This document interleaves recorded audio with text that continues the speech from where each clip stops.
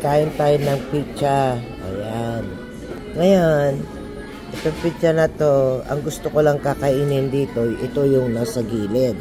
Kaya tinanggal ko na yung nasa gilid. Kasi yan lang ang kinakain ko.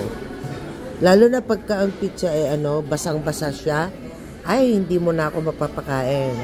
Kaya yung asawa ko pagka nag-o-order yan, siguraduhin yan na ito medyo dry konti.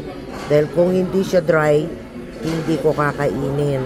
Ayoko kasi yung basa-basa na pizza. Ganon. Pero pagka kumakain ako at hindi ko nagustuhan yung pizza at medyo basa-basa, eto na lang kinakain ko, mga gilid-gilid. Yan lang. Kasi medyo dry ito. Kaya yan. Kaya eto lang ang kakainin ko ngayon. Yan. Ayoko to dahil yung pizza nila medyo basa-basa. Kaya eto lang ang kakainin ko ngayon. Ayan.